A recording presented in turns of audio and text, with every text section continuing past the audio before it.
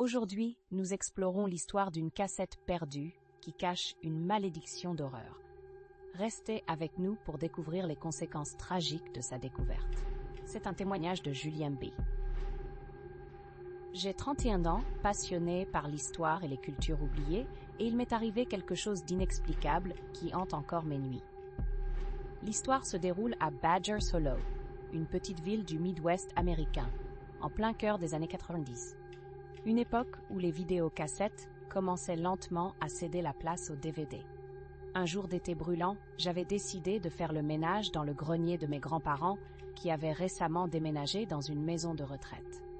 Au milieu de vieilleries et de poussière, une vieille cassette VHS attire mon attention. La jaquette était usée, les couleurs décolorées, et le titre, à peine lisible, ne m'évoquait rien. La nuit des cauchemars. Intrigué, je décidai de la ramener chez moi. Après un dîner frugal, je montai dans ma chambre et insérai la cassette dans mon magnétoscope. La télévision crachota des images floues, puis, soudain, une scène apparut. Un groupe d'adolescents imprudents se promenait dans une forêt sombre, semblable à celle qui bordait Badger's Hollow. Ils riaient, insouciants, ne se doutant pas des dangers qui les entouraient. Je me glissais sur le canapé, captivé.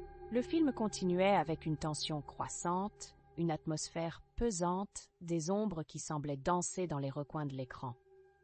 Mais ce qui me perturbait vraiment, c'était cette étrange voix murmure, accompagnée de chuchotements incompréhensibles, dissimulés dans le bruit du vent. Lorsque le film toucha à sa fin, une étrange sensation s'empara de moi. Mais ce n'était pas simplement la peur. C'était quelque chose de plus sombre, quelque chose que je ne pouvais pas ignorer. Les jours passèrent sans incident. Je partageais ma découverte avec mes amis et, curieux comme tous les adolescents, ils souhaitèrent voir ce film mystérieux. Nous organisâmes une soirée cinéma entourée de pop-corn et de rires. Nous avons commencé à regarder le film, mais à mesure que les scènes se succédaient, l'atmosphère s'alourdissait. Les rires se sont progressivement tus. À la moitié du film, un des amis, Sarah, s'est levé, le visage pâle, m'annonçant que quelque chose n'allait pas. Elle affirmait entendre des murmures dans son esprit. Les 4 d'entre nous regardaient inquiets l'écran. La cassette avançait sans relâche. Mes abonnés m'écrivaient « Regarde derrière toi », d'une silhouette menaçante. Il se mit à pleuvoir des éclairs et des tonnerres à l'extérieur. Les jours suivants furent marqués par des événements étranges. Sarah ne parvenait plus à dormir. Elle décrivit des nuits peuplées de cauchemars terrifiants, des visions de la silhouette du film l'assaillant. Un autre ami, Jason, commença à voir des ombres se mouvoir autour de lui, des éclats de peur se dessinant sur son visage. J'avais fini par m'inquiéter. Que se passait-il vraiment? La cassette avait-elle une histoire démoniaque ou était-ce juste la force de notre imagination? Avec une détermination fougueuse, je décidai de retrouver l'origine de cette cassette. J'interrogeai les habitants de Badger's Hollow, fouillant dans les archives de la bibliothèque locale. Au bout de quelques jours, j'appris qu'il s'agissait d'un projet de film amateur réalisé dans les années 80, censé idéalement servir de moyen de prévention contre la délinquance juvénile.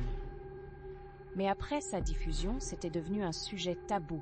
Les acteurs avaient disparu peu après la projection. On raconta que la forêt où le film avait été tourné était désormais hantée par les esprits des jeunes disparus, attirés par les promesses de l'aventure ou par l'adrénaline de l'inconnu.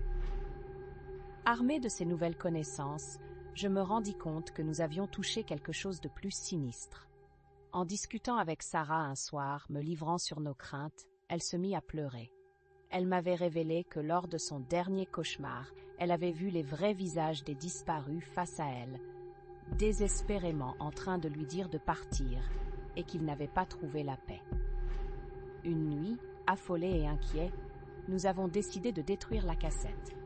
4 d'entre nous, réunis pour une dernière fois, nous sommes dirigés vers la forêt où le tournage avait eu lieu. La cassette brûla lentement. Cependant, au moment où les flammes engloutirent la cassette, nous entendîmes des cris résonner, des appels d'âmes tourmentés s'élevant dans les airs. Il n'y avait pas de doute. Ce film et ses personnages possédaient quelque chose d'assez fort pour travailler nos os au sang. J'aimerais dire que tout est revenu à la normale après cette nuit-là. Mais à vrai dire, il nous a fallu des mois pour retrouver un semblant de paix. Bien que Sarah ait trouvé refuge chez sa famille dans une autre ville, Jason et moi, nous avons continué à sentir la présence des âmes tourmentées autour de nous, chuchotant leur douleur. Parfois, lorsque le vent souffle, j'entends leur voix. Parfois, je me demande si je ne devrais pas retrouver d'autres histoires perdues pour aider les âmes en peine. Mais au fond de moi, je sais que certaines histoires doivent rester enfouies, car l'horreur, une fois révélée, peut ne jamais nous laisser partir.